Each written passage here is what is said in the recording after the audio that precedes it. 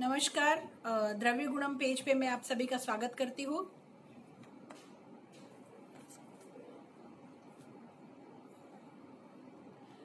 दो बज गए हैं और हम आज का हमारा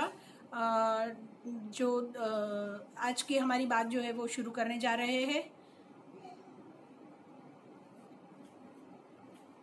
मुझे उम्मीद है कि आप सभी अपने घर पर होंगे और सुरक्षित होंगे। जैसे कि आयुष मंत्रालय की गाइडलाइंस आई है कोरोना वायरस के संक्रमण के प्रिवेंशन के लिए, उसमें एक खास बात लिखी हुई है कि अगर आपको खांसी या गले में इरिटेशन है तो उसके लिए लवंग के पाउडर का यूज करें। उसमें जो गाइडलाइन है उसमें लिखा है कि लवंग का पाउडर जो है वो दिन में 2 या 3 बार जो है आप शहद या शक्कर के साथ ले सकते हैं। तो ये एक बहुत अच्छा द्रव्य है लवंग, जिसके बारे में हम आज बात करने जा रहे हैं। आप सभी का जुड़ने के लिए धन्यवाद। आज का हमारा जो मेडिसिनल प्लांट है जिसके बारे में हम बात करने जा रहे हैं वो है लविंग, जिसका लैटिन नाम होता है सीजिगियम एरोमेटिकम, क्योंकि ये एरोमेटिक ड्रग है। सीजिगियम एरोमेटिकम, या अभी जो आजकल इसके सिनोनिम्स आए हैं साइंटिफिक नेम में, यूजीनिया एरोमेटिकम या कैरोफाइलस एरोमेटिकम भी इसको नाम दिया गया है। इसकी फैमिली जो है मिरिटेसी है। हिंदी में इसको लवंग कहा जाता है, जबकि इंग्लिश में इसे क्लोव कहा जाता है, और गुजराती में इसको लविंग कहा जाता है। इसके पर्यायों की अगर मैं बात करूं, लविंग क्योंकि भारत में भी बहुत यूज किया जाता है और कई धर्मों में पूजा के लिए लविंग का यूज किया जाता है। इसका एक पर्याय है देव कुसुम और लविंग इसलिए कि फूलों में ये देवता के समान माना जाता है, श्रेष्ठ माना जाता है, और पूजा में भी इसका प्रयोग किया जाता है। इसके अलावा इसका एक इम्पॉर्टेंट पर्याय श्री प्रसून, जैसे कि आप सभी जानते हो, प्रसून का अर्थ होता है फूल। तो ये एक मंगलकारी फूल है, इसीलिए इसका एक पर्याय श्री प्रसून है। इसका एक पर्याय है वारिज इसलिए क्योंकि ये जल वाले क्षेत्र जो होते हैं वहां पर ज्यादा पाया जाता है। इसका एक इम्पॉर्टेंट पर्याय है चंदन पुष्पक, क्योंकि इसके पुष्प जो है वो इसके यूजफुल पार्ट होते हैं, इसलिए इसको, और चंदन की तरह उनमें खुशबू होती है, इसलिए इसको चंदन पुष्पक भी कहा गया है। अगर मैं इसके उत्पत्ति स्थान की बात करूं कि ये कहाँ होता है, तो आपको जानकर एक आश्चर्य होगा कि ये एशिया में ही इंडोनेशिया में एक मलक्का द्वीप है जहाँ पे इसका ओरिजिन हुआ है, और ऐसा माना जाता है कि वहां पर अभी भी एक 350 से 400 साल पुराना एक लविंग का पेड़ है, जिसके मदर क्लोज जो है उसके बीच से कई जगह पे लविंग पूरे दूसरे विश्व में भी ले जाया गया है और वहां पे लगाया गया है। ये जो द्वीप है मलक्का द्वीप इंडोनेशिया का, इसको स्पाइस आइलैंड भी कहा जाता है। इसके अलावा आजकल लविंग की खेती सिंगापुर, तंजानिया, मलेशिया, इंडोनेशिया में तो होती है, श्रीलंका तथा भारत में भी होती है। भारत में खास करके तमिलनाडु और केरला में इसकी खेती की जाती है। इसके हैबिट की हम बात करें, इसके स्वरूप की बात करें, तो ये एक वृक्ष होता है जो लगभग 30 से 40 फीट ऊंचा होता है। 30 से 40 फीट ऊंचा एक वृक्ष है, और इसकी पत्तियां जो होती है वो एलिप्टिकल होती है। मार्जिन इसकी एंटायर है, थोड़ी सी वेवी होती है, और इसका जो यूजफुल पार्ट है उस पर ध्यान दीजिएगा। कई लोग सोचते हैं लविंग का जो पार्ट हम देखते हैं वो उसका फल है, लेकिन वो फल नहीं है, वो उसकी पुष्प कलिका है। It is an immature flower bird, मतलब फ्लावर खिलने से पहले ही जो पुष्प कलिका है उसको तोड़ लिया जाता है। तो अगर हम पुष्प कलिका को देखें यहाँ पर, तो इसकी पुष्प कलिका आप देख पा रहे हैं। इसका ये जो पार्ट होता है उसको हाइपेंथियम कहा जाता है। जैसे कि मैंने आपको बताया कि ये पुष्प कलिका है जो कि जिसको कि फ्लावर बनने से पहले तोड़ दिया गया है। तो फ्लावर के सारे स्टूडेंट्स जानते हैं हमारे द्रव्य गुण के कि फ्लावर के 4 पार्ट्स होते हैं, calyx, corolla, androecium and gynoecium. Calyx जो होता है उसके सब पार्ट्स सेपल्स होते हैं। तो आप देख सकते हैं कि इसमें ये 4 सेपल्स है। ये 4 जो आपको दिखाई देते हैं छोटे छोटे वो सेपल्स है। और ये जो गोल आपको दिखता है that is an अनओपन Corolla, means इसके जो पेटल्स है वो खुलने से पहले ही इसको तोड़ लिया जाता है। और इस कोरोला के अंदर अगर हम देखें माइक्रोस्कोपिकली तो इसके अंदर बहुत सारे स्टेमन्स होते हैं और एक स्टाइल दिखता है, और नीचे यहाँ के भाग में स्टाइल, स्टिग्मा, और यहाँ पर लगभग ओवरी होती है जिसमें ओव्यूल्स होते हैं। ये जो हाइपेंथियम और इसी के नीचे ओवरी के नीचे ऑयल ग्लैंड्स होती है नीचे के हिस्से में। तो जब भी आप अगर इसको थोड़ा सा नाखून से दबाएंगे तो इसमें से तेल निकलता है, लोम में से। अगर तेल निकलता है इसका मतलब कि ये एक जेन्यून लविंग है। तो इसकी जेन्यून है या नहीं वो चेक करने के लिए भी हम इसको दबा के देख सकते हैं कि इसमें ऑयल निकलता है क्या, क्योंकि यहीं पे लगभग ये जो नीचे का हिस्सा है हाइपेंथियम का, इसी में लगभग ऑयल ग्लैंड्स होती है। उसका यूजफुल पार्ट जैसे मैंने आपको बताया कि ये जो फ्लावर बड है इसी को हम लोग यूज करते हैं। अगर इसके कल्टीवेशन की बात करूं तो मैंने जैसे आपको कहा कि इंडिया में इसका कल्टीवेशन किया जाता है, खास करके तमिलनाडु और केरला में इसका कल्टीवेशन किया जाता है। इसका कल्टीवेशन करने के लिए ब्लैक सॉइल में या रेड सॉइल में हो सकता है। इसको जो मिट्टी होती है उसका पीएच लगभग स्लाइटली एसिडिक, मतलब 4 से 5.6 जितना होता है उसमें होती है। ये 20 से 32 डिग्री मतलब 20 to 32 डिग्री सेंटीग्रेड में बहुत अच्छे से फ्लरिश होता है। इसको जो हम देखें तो क्लाइमेट इसको वार्म एंड ह्यूमिड एक क्लाइमेट चाहिए, और 150 से 300 सेंटीमीटर रेनफॉल जो होती है वहां पे ये अच्छे से होता है। इसको शुरू करने के लिए इसका जो बीज होता है, जैसे मैंने अभी आपको बताया कि जब पुष्प कलिका जब हम तोड़ते हैं, जब इसका कलेक्शन करते हैं तो कुछ पुष्प कलिकाएं पेड़ पे ही छोड़ दी जाती है, और वो जो पुष्प कलिकाएं हैं वो बाद में मदर क्लो बनती है। मदर क्लो मीन्स की लविंग का फ्रूट बनता है, और उस फ्रूट में से, मदर क्लो में से सीड्स मिलते हैं, और इन सीड्स को ही फिर यूज किया जाता है कल्टीवेशन के लिए। इन सीड्स से सैपलिंग्स बनाए जाते हैं। सैपलिंग्स को ट्रांसप्लांट करने के पहले 2 महीने पहले ही लगभग फील्ड में जो है गड्ढे कर दिए जाते हैं, लगभग 50 सेंटीमीटर जितने, और उनकी दूरी जो है वो 7 मीटर जितनी रखनी पड़ती है, क्योंकि लवंग एक बड़ा वृक्ष होता है जिसकी ब्रांचेस काफी फैलती है। तो शुरुआत में इसको गड्ढे करके 2 महीने ऐसे ही रखा जाता है। उसमें मैन्योर, मिट्टी भर के रखते हैं, कंपोस्ट डाल के रखते हैं। देन जुलाई अगस्त में उसको ट्रांसप्लांटेशन किया जाता है। ट्रांसप्लांटेशन करने के बाद उसको काफी दिन तक उसका केयर करना पड़ता है, लगभग 2-3 साल ये अच्छी केयर मांगता है, और तब तक उसे शेड भी चाहिए। चूंकि इसको शेड चाहिए तो इसको कोकोनट, अरेका नट मतलब सुपारी, नारियल या बनाना के साथ इसका इंटरक्रॉपिंग किया जा सकता है। उसके बाद 5-6 वर्ष के बाद, लगभग 5-6 वर्ष के बाद इसमें फ्लावरिंग आने लगती है, लेकिन जो असल ईल्ड है वो लगभग 15 साल के बाद लवंग की ईल्ड मिलती है।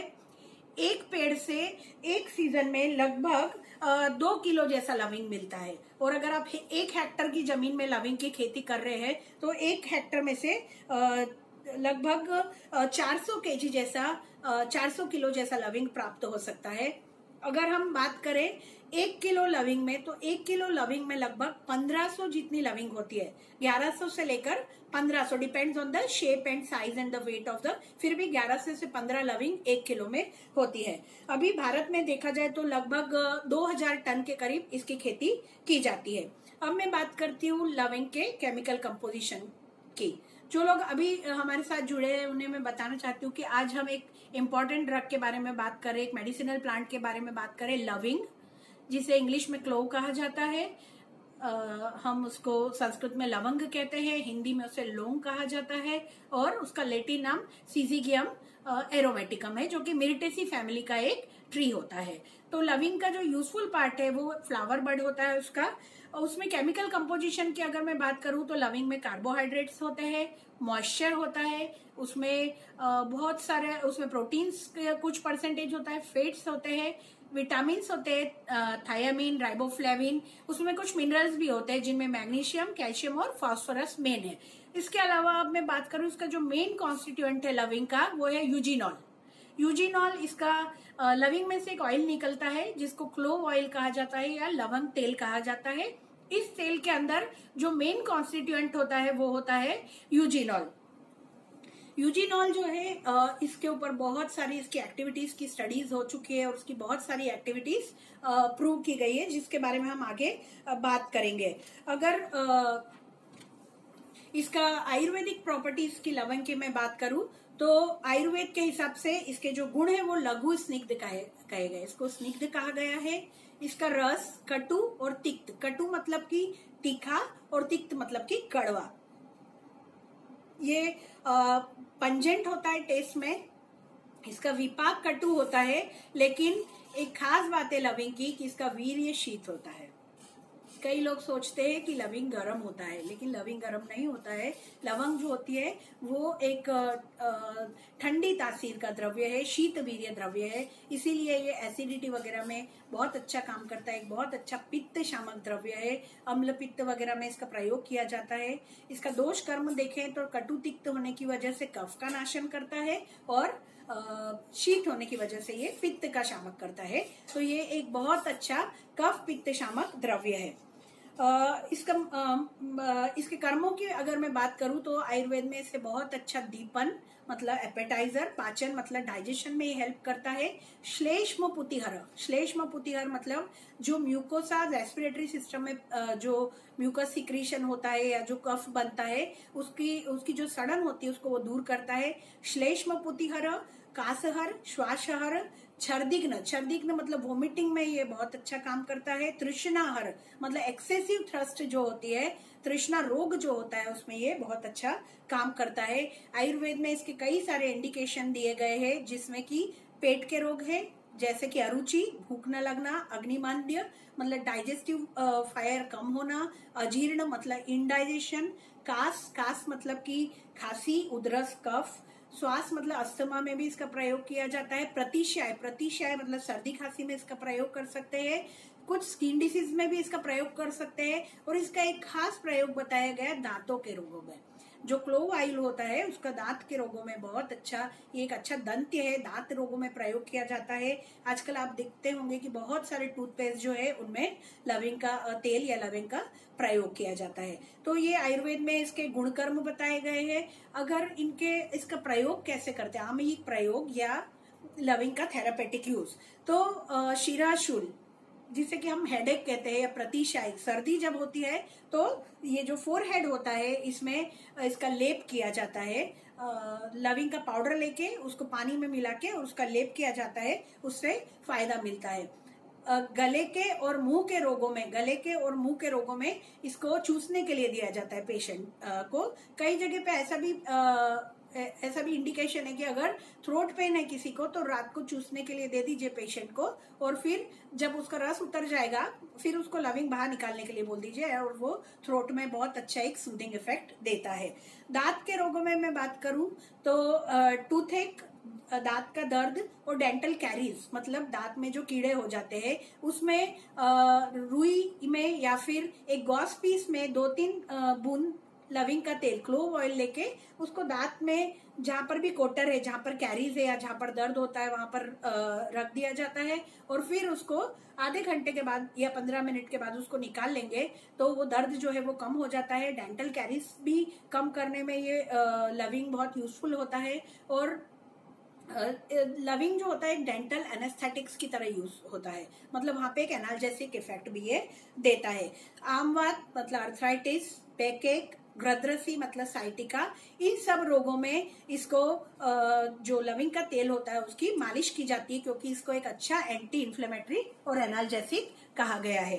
अगर हम इसके इंटरनल यूज की बात करें तो पेट के रोग जैसे कि अरुचि, भूख न लगना, अग्निमांद्य, अजीर्ण, तृष्णा या वमन मतलब वोमिटिंग या नॉजिया किसी को हो रहा है तो उसमें लविंग का जो चूर्ण है वो मधु मतलब शहद के साथ पेशेंट को दिया जाता है। इसका डोज मैं आपको एक बार बता दूं, लविंग का डोज 1 to 2 ग्राम, लविंग का डोज है 1 to 2 ग्राम, और इसके ऑयल का डोज होता है 1 to 3 ड्रॉप्स।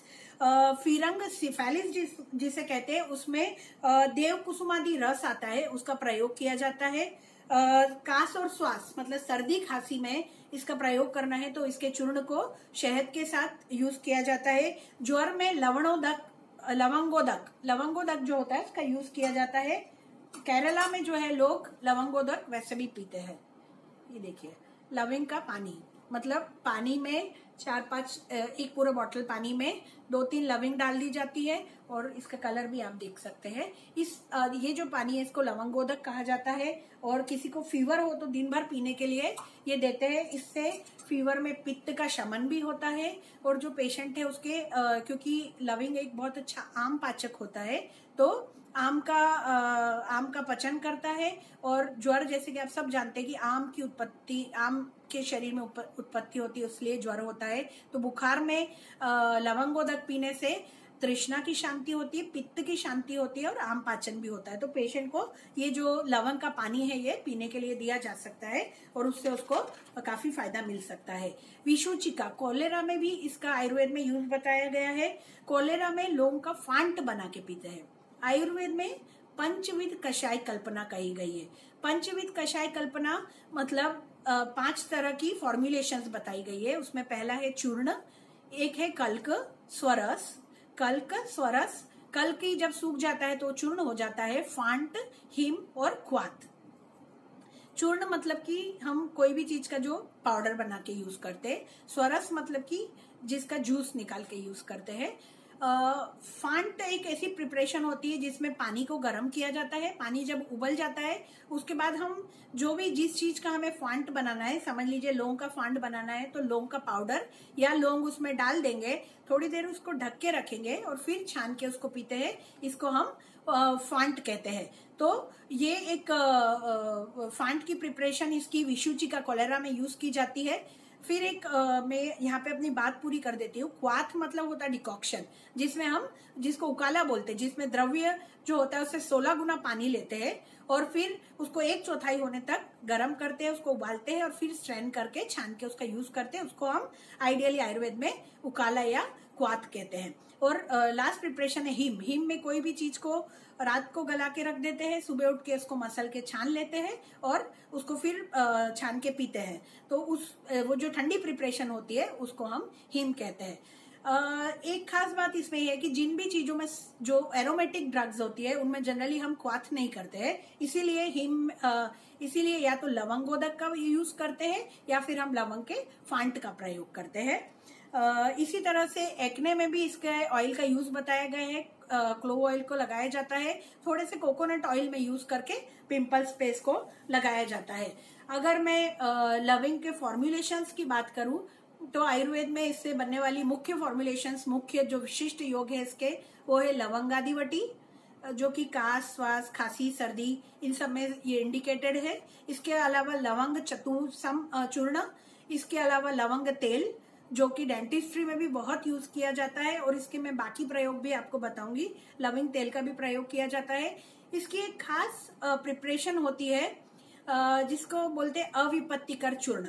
अविपत्तिकर चूर्ण जो है अम्ल पित्त में प्रयोग किया जाता है। अम्ल पित्त मतलब एसिडिटी, तो लविंग जो है वो एसिडिटी में बहुत अच्छा काम करती है। इसकी लविंग के ये सब तो थेरापेटिक यूजेस थे। इसके अलावा लविंग का बहुत सारी और भी चीजों में यूज किया जाता है। जैसे कि आजकल ऑर्गेनिक फार्मिंग की जाती है तो एग्रीकल्चर में भी प्लांट्स को भी बहुत सारी बीमारियां होती है, तो प्लांट्स की बीमारियों के लिए भी हम प्लांट्स के प्रोडक्ट को ही यूज कर सकते हैं। फॉर एग्जाम्पल लविंग को एक अच्छे इंसेक्टिसाइडल और एंटी फंगल ड्रग की तरह यूज किया है।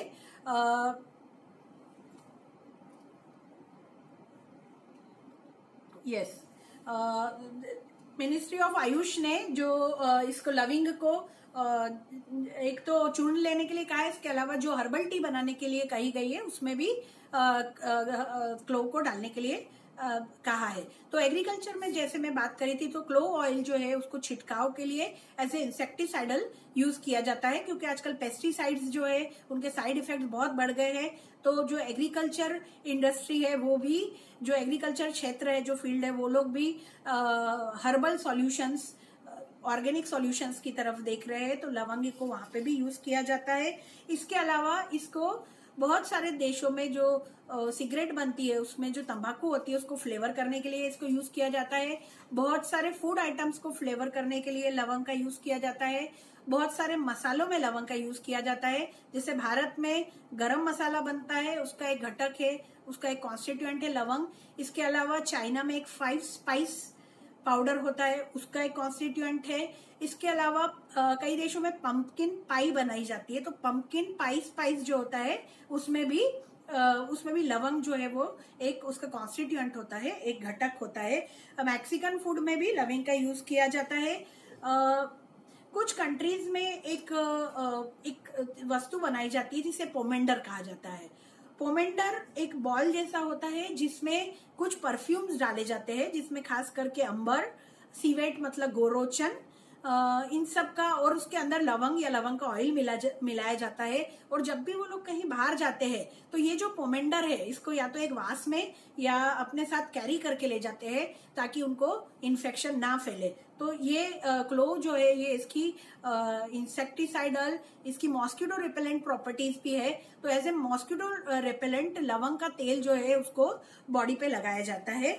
और इसकी ये सब एक्शंस प्रूव हो चुकी है। लवंग के ऊपर कई सारी फार्मेकोलॉजिकल स्टडीज की जा चुकी है, रिसर्चेस की जा चुकी है, और उन रिसर्च में जो रिजल्ट्स मिले हैं वो मैं आपके साथ अभी शेयर करना चाहती हूँ।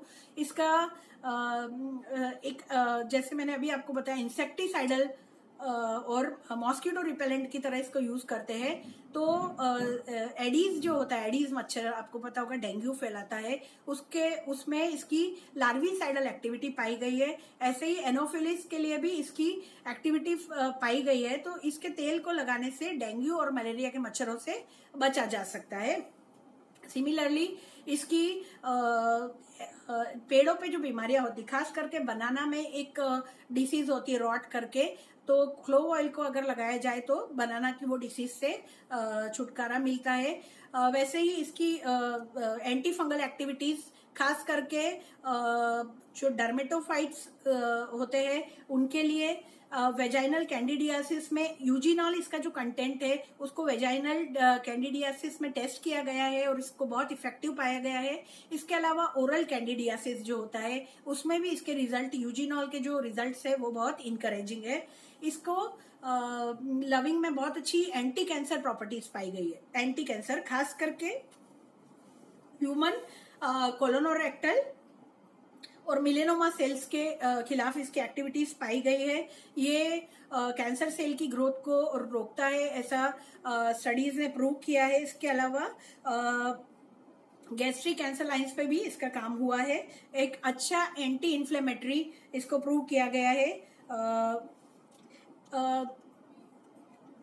इसके अलावा इसकी एंटीबैक्टीरियल प्रॉपर्टीज जो है, एक्टिविटी जो है वो भी प्रूव की गई है। खास करके ई कोलाई जो कि बहुत सारे इन्फेक्शियस डिसीजेस करता है, स्टेफिलोकोकस ऑरियस और बेसिलस की कुछ स्पीशीज है, उनमें भी इसको काफी इफेक्टिव पाया गया है।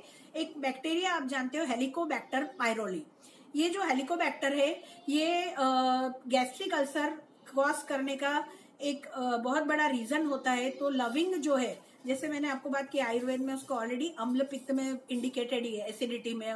तो ये जो हेलिकोबैक्टर है इसके खिलाफ अच्छी एंटीबैक्टीरियल एक्टिविटी लविंग की पाई गई है। इसके अलावा लविंग बहुत अच्छा एंटीऑक्सीडेंट है।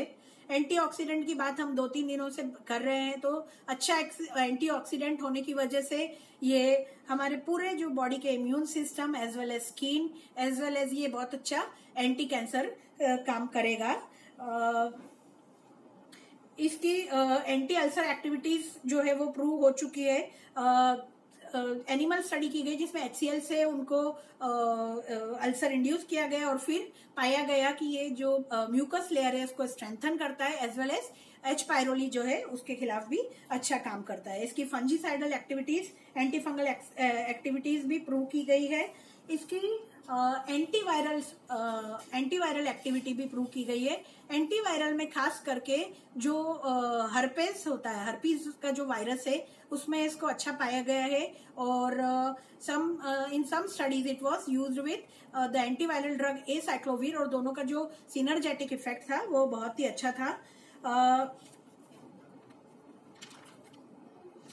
इस तरह से अगर हम देखें तो लविंग जो कि एक बहुत अच्छा हम किचन में एक स्पाइस की तरह उसको यूज करते हैं। वो हिस्टोरिकली भी देखा जाए तो कई सालों से पूरी दुनिया में उसका यूज हो रहा है। इसका ओरिजिन जो है वो इंडोनेशिया से है। इसके अलावा बाद में कई देशों में गया। चाइना में ऐसा माना जाता है कि हैन जो कुल है उसके जो राजा थे, अगर उनसे कोई भी मीटिंग करने के लिए आता था तो वो सबसे पहले उनको क्लो ऑफर करते थे। इसका एक कारण माना जाता है कि ये बहुत अच्छा मुख शुद्धिकर होता है, मुख दुर्गंधि को खत्म करता है। और क्लो जो है इंडिया में बाद में लाया गया। उसका इंट्रोडक्शन हुआ भाव प्रकाश निघंटू वगैरह में, उसका काफी हमको लिटरेचर मिलता है। इसको जनरली जो क्लो है इसकी सेफ्टी की बात करें तो इसको सेफ माना गया है। सभी एजेस में इसको सेफ माना गया है। इसकी डोज 1 to 2 ग्राम कही गई है। क्लो ऑयल की जो डोज है वो 1 to 3 ड्रॉप्स कही गई है। क्लो का लेटिन नाम जो है दैट इज सीजीगियम एरोमेटिकम, और आजकल इसके नए नए पर्याय भी आ गए हैं। मिरिटेसी फैमिली का ये मेंबर है। इसका एक बड़ा वृक्ष होता है और इसका यूजफुल पार्ट जो है वो बहुत इंपॉर्टेंट है। इसका यूजफुल पार्ट जो है वो फ्लावर बड है। तो जो इमेच्योर फ्लावर होता है, फ्लावर बड जो होती है जब शुरू में ग्रीन होती है, फिर उसका कलर थोड़ा रेडिश होता है। जब वो थोड़ी पर्पलिश या ब्राउन होने लगती है तब उसको ले लिया जाता है और उसको स्टोर करके, उसको सुखा के स्टोर करके यूज करते हैं। तो उसका यूजफुल पार्ट जो है वो फ्लावर बड है। कुछ जो फ्लावर बर्ड्स है वो पेड़ पे छोड़ दी जाती है, जो बाद में मदर क्लो बनती है। उनमें से सीड्स होते हैं और वो कल्टीवेशन के लिए यूज किए जाते हैं। भारत में तमिलनाडु और केरला में इसका कल्टीवेशन होता है। और लविंग जो है वो एक बहुत अच्छी औषधि है, खास करके रेस्पिरेटरी ट्रैक्ट और जो गैस्ट्रोइंटेस्टाइनल ट्रैक्ट है, मतलब हमारे श्वसन संस्थान और हमारे पाचन संस्थान, इन दोनों के लिए ये बहुत फायदेमंद है। इसका अलग अलग रोगों में प्रयोग किया जा सकता है। इसका चूर्ण के फॉर्म में या फांट, जैसे कि हम चाय बनाते हैं उसको गर्म करके उसमें जस्ट थोड़ा सा लविंग का पाउडर डालना है। पूरा बॉईल करने के बाद पानी को लविंग का पाउडर डालना है, फिर उसको ढक के रखना है, बाद में छान के उसका यूज करना है। तो फांट के रूप में, चूर्ण के रूप में लविंग का प्रयोग किया जा सकता है। लविंग के आयुर्वेद में लवंग आदि वटी, अविपत्तिकर चूर्ण आदि फॉर्मुलेशन भी कहे गए हैं जो अलग अलग रोगों में यूज किए जाते हैं। तो लविंग का यूज करके, क्योंकि इंडिया में हम जनरली स्पाइसेस में लविंग का यूज करते ही है, तो लविंग एक बहुत ही उपयोगी औषधि है जिसका उपयोग करके हम स्वास्थ्य बनाए रख सकते हैं और अपनी इम्यूनिटी बूस्ट कर सकते हैं। ये एक अच्छा एंटीऑक्सीडेंट होता है और इसकी बाकी सब प्रॉपर्टीज जो है वो भी प्रूव हो चुकी है। तो इस तरह से मैं अपनी आज की बात यहीं खत्म करती हूँ। आप सभी का शो में जुड़ने के लिए बहुत बहुत धन्यवाद। और मैं फिर से एक बार डॉक्टर महेश दधीच सर को थैंक यू बोलती हूँ कि उन्होंने मुझे अपॉर्चुनिटी दी अपनी बात रखने के लिए। Thank you very much. Thank you.